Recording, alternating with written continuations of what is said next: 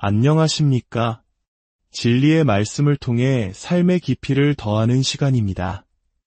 오늘 우리는 성경의 가장 깊고 아름다운 메시지 중 하나인 요한복음 15장에 담긴 삼위일체 하나님의 친밀한 사랑에 대해 묵상하는 7번째 여정을 함께 떠나보려 합니다.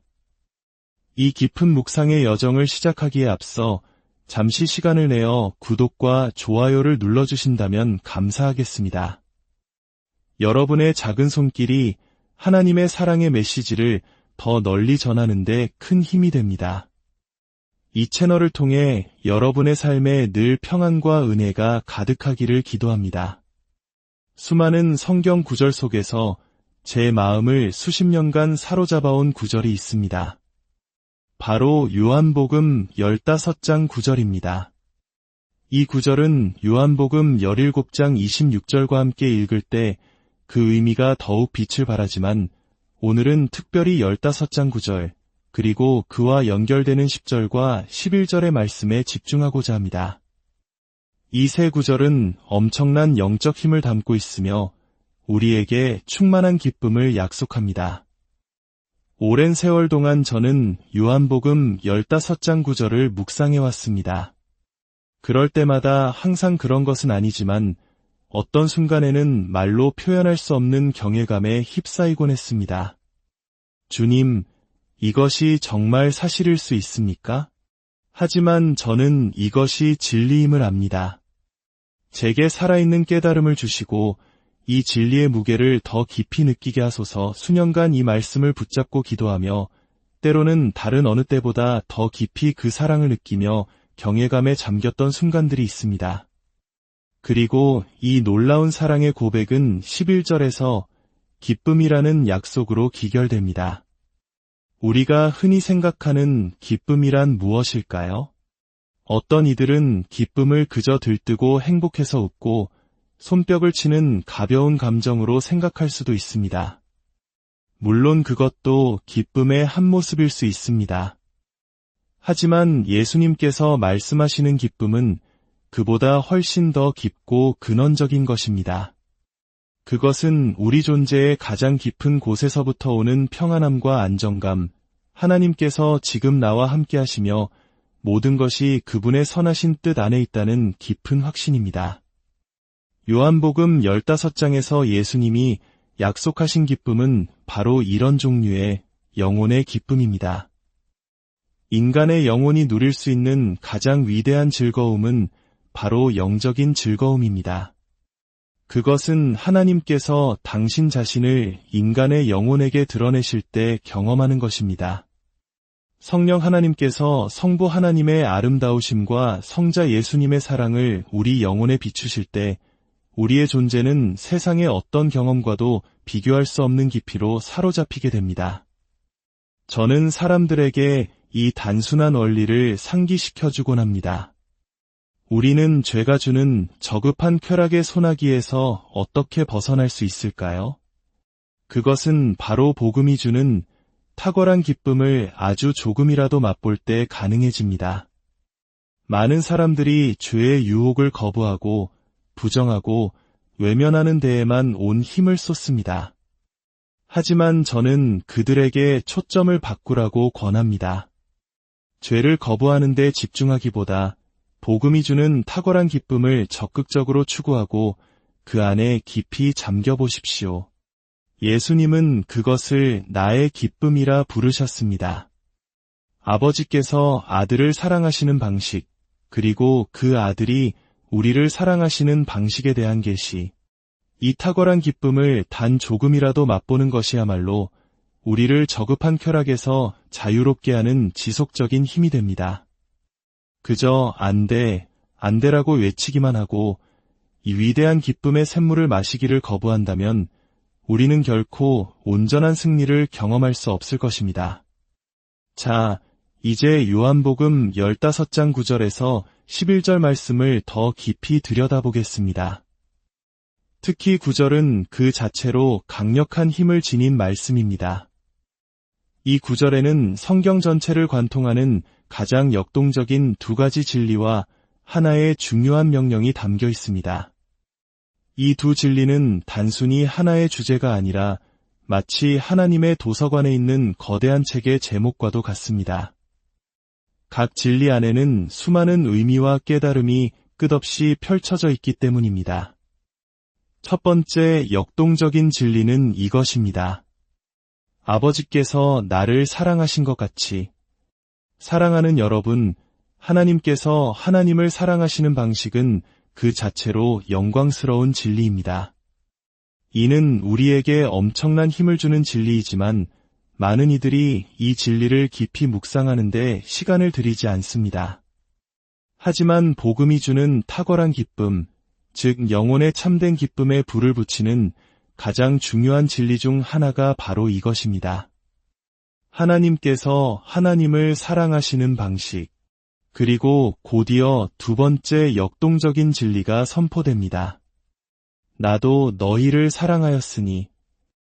예수님은 성부 하나님께서 당신을 사랑하시는 그 동일한 강렬함으로 우리를 사랑하신다고 말씀하십니다. 이 말씀이 품고 있는 의미를 생각하면 그저 아찔할 뿐입니다. 그리고 이 두 가지 거대한 진리 위에 하나의 명령이 주어집니다. 나의 사랑 안에 거하라. 이는 곧 이 진리 위에 굳건히 서서 이 진리에 집중하며 살아가라는 뜻입니다. 예수님은 우리가 이 두 가지 단순한 진리 안에서 그분과 교제하며 살아간다면 이 진리들이 품고 있는 무한한 의미들이 조금씩 아주 서서히 우리의 이해 속에서 펼쳐지게 될 것을 아셨습니다. 그리고 그 과정 속에서 우리의 마음에 역동적인 사랑과 기쁨이 샘솟게 될 것을 아셨습니다. 이어서 예수님은 말씀하십니다. 너희가 내 계명을 지키면 내 사랑 안에 거하리라. 이는 우리가 순종의 영 없이는 하나님의 사랑 안에 거할 수 없다는 중요한 단서를 제공합니다. 물론 여기서의 순종은 완벽함을 의미하지 않습니다. 비록 우리의 순종이 미성숙할지라도 순종하고자 하는 마음의 진실된 갈망을 의미합니다. 그리고 11절에서 예수님은 이 모든 말씀의 목적을 밝히십니다. 내가 이것을 너희에게 이름은 내 기쁨이 너희 안에 있어 너희 기쁨을 충만하게 하려 함이라. 예수님은 우리가 이 두 가지 진리와 하나의 명령에 따라 그분과 교제할 때 당신의 기쁨이 우리 안에서 깨어날 것임을 아셨습니다. 그리고 그 기쁨은 단순히 초자연적인 기쁨의 주입으로 그치는 것이 아니라 우리의 인격과 성품의 일부가 되어 우리의 기쁨으로 남게 될 것이라고 약속하셨습니다. 그것은 일시적으로 왔다가 사라지는 감정이 아니라 우리의 존재 자체를 변화시키는 지속적인 힘이 될 것입니다. 많은 사람들이 이 기쁨만을 구하면서 그 기쁨을 불러일으키는 이것들, 즉 이 위대한 진리들을 건너뛰곤 합니다. 하지만 기억해야 합니다. 우리의 마음속에 기쁨을 깨우는 것은 바로 이 진리들과의 씨름, 이 진리 안에서의 거룩한 교제입니다. 이 기쁨이야말로 우리가 평안이라 부르는 것, 미래에 대한 확신과 현재에 대한 감사를 가능하게 하는 가장 강력한 힘입니다. 이 사랑에는 아름다운 순환 구조가 있습니다. 아버지가 아들을 사랑하시고 아들이 아버지를 사랑합니다. 그리고 그 사랑은 거기서 멈추지 않고 그들의 백성인 우리에게로 흘러옵니다. 그리고 우리는 그 사랑을 받아 하나님을 사랑하고 서로를 사랑하게 됩니다. 이 거룩한 사랑의 순환은 하나님 나라 안에서 계속해서 커져만 갑니다. 하나님의 기쁨, 이 경외로운 실제를 경험하는 것은 하루아침에 이루어지지 않습니다. 저의 경험에 비추어 볼 때 그것은 매 순간 압도적으로 느껴지는 감정은 아니었습니다. 하지만 최근 몇 년간 저는 이전보다 더 자주 그 경외감을 느낍니다. 요한복음 15장 9절의 말씀을 진지하게 받아들이고 아버지께서 아들을 어떻게 사랑하시는지 그리고 아들이 나를 어떻게 사랑하시는지에 대한 진리 안에 거하기를 소망했기 때문입니다. 성령께서 기록된 말씀을 통해 그 실제들을 제게 풀어주시기를 간구했기 때문입니다. 이 사랑의 진리를 묵상할 때 우리는 5가지 중요한 사실을 발견하게 됩니다. 첫째, 우리는 아버지께서 아들을 사랑하시는 그 사랑의 강렬함에 대한 이해 속에서 자라가야 합니다. 온 우주의 성부 하나님께서 성자 예수님을 사랑하시는 것보다 더 강렬한 것은 존재하지 않습니다. 둘째, 우리는 예수님께서 우리를 사랑하시는 그 사랑의 강렬함에 대한 이해 속에서 자라가야 합니다. 예수님은 말씀하십니다. 아버지가 나를 사랑하는 것처럼 나도 너를 사랑한다. 이것은 실로 엄청난 선언입니다. 예수님은 최후의 만찬 자리에서 제자들에게 이 말씀을 하셨고, 바로 그날 밤 너희 모두가 나를 버릴 것이다 라고 예언하셨습니다. 즉, 이 사랑의 선포는 제자들이 완벽했기 때문에 주어진 것이 아니었습니다. 예수님은 그들의 연약함을 모두 아시면서도 이 진리가 결국 그들을 회복시킬 것임을 아셨기에 이 사랑을 선포하셨습니다. 셋째, 가장 중요한 계명은 이 사랑의 실제 안에 거하라는 것입니다. 어떤 번역본은 머무르라, 또 다른 번역본은 그 안에 살라고 말합니다. 모두 같은 의미입니다. 이 진리에 계속해서 초점을 맞추라는 것입니다. 물론 매 순간 이 생각만 할 수는 없습니다. 하지만 우리의 삶에 어떤 과업이 주어지든 이 진리보다 더 높은 우선순위를 두어서는 안 된다는 말씀입니다. 요한복음 15장 9절의 진리로부터는 결코 졸업할 수 없습니다. 넷째, 이 모든 것은 순종의 영을 요구합니다. 하나님의 사랑을 묵상할 때 우리는 그분의 자비만을 떠올려서는 안 됩니다. 하나님은 우리에게 말씀하십니다. 나는 온 마음으로 너를 사랑한다. 그러니 너도 온 마음으로 나를 사랑하기를 원한다. 물론 우리의 온 마음은 작고 연약합니다. 하지만 주님은 그 연약한 전부를 가져오라고 말씀하십니다. 다섯째, 이 모든 과정의 끝에는 영광스러운 약속이 있습니다. 바로 우리의 마음을 사로잡는 변화시키는 기쁨입니다. 저는 이것을 복음의 탁월한 기쁨이라 부릅니다. 이 기쁨이 우리 안에서 조금이라도 역사할 때 우리는 죄가 주는 저급한 쾌락에 맞설 수 있는 강력한 우위를 점하게 됩니다. 영적으로 지루하고 무미건조한 상태로는 이 세상이라는 전쟁터에서 죄의 강력한 유혹을 이겨낼 수 없습니다. 사도 바울은 에베소서 3장에서 다른 표현으로 같은 진리를 말했습니다. 그는 우리가 그 사랑의 너비와 길이와 높이와 깊이가 어떠함을 깨달아 알기를 기도했습니다. 저는 이것을 하나님 사랑의 대양이라고 부릅니다. 바울은 우리가 이 사랑을 머리로만 아는 것이 아니라 경험으로 알게 될 때 하나님의 모든 충만하신 것으로 채워지게 될 것이라고 말합니다. 여기서 충만함이란 우리가 하나님의 모든 것을 소유하게 된다는 뜻이 아니라 우리 삶의 모든 순간에 하나님의 목적을 온전히 이루도록 준비될 것이라는 의미입니다. 예수님은 내 마음을 다하고 목숨을 다하고 뜻을 다하여 주 너의 하나님을 사랑하라. 이것이 첫째 되는 계명이라고 하셨습니다. 이 계명은 우리에게서 시작된 것이 아닙니다. 이 영광스러운 진리는 영원 전부터 삼위일체 하나님의 교제 안에 존재했습니다. 하나님께서 온 마음으로 하나님을 사랑하셨습니다. 그리고 그 사랑이 너무나 충만하여 그 사랑을 나눌 존재, 즉 인간을 창조하기로 결정하셨습니다. 그리고 이제 우리를 그 온 마음으로 사랑하는 관계 안으로 초대하고 계시는 것입니다. 하나님의 본질은 온전한 사랑입니다. 하나님은 온 마음으로 사랑하시는 분이며 다른 방식으로는 사랑하실 수 없습니다. 사랑은 그 본질상 표현되기를 요구합니다.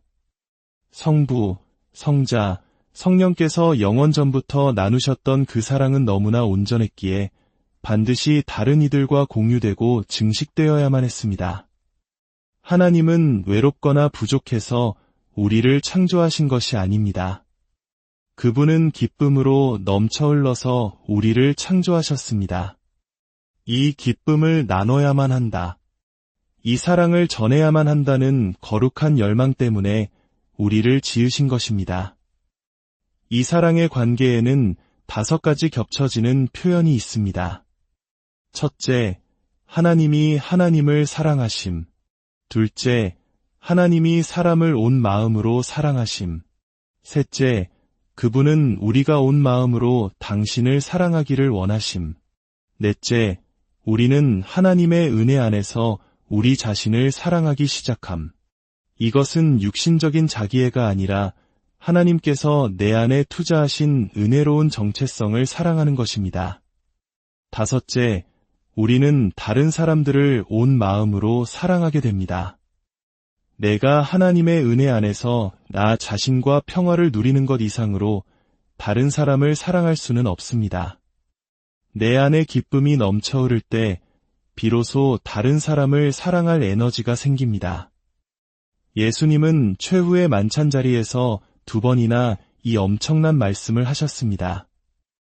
요한복음 15장 9절에서는 아버지께서 나를 사랑하신 것 같이 나도 너희를 사랑한다고 말씀하셨습니다. 그리고 몇 시간 후 요한복음 17장에서는 이렇게 기도하십니다. 아버지여, 아버지께서 나를 사랑하신 것 같이 그들도 사랑하신 것을 세상으로 알게 하려 함이로소이다. 처음에는 예수님이 우리를 사랑하신다고 하셨고 이제는 아버지께서 직접 우리를 사랑하신다고 합니다. 그것도 아들을 사랑하시는 것과 똑같이 말입니다. 여러분은 이 사실을 정말로 믿으십니까?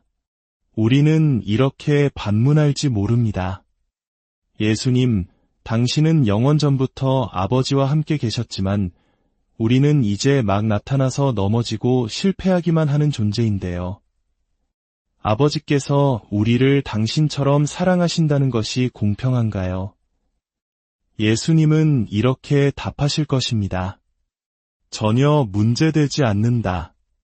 오히려 내 마음을 기쁘게 한다. 사랑은 그런 식으로 계산하지 않는다. 저는 이 진리를 발견할 때마다 잠시 멈추어 기도하는 습관이 있습니다.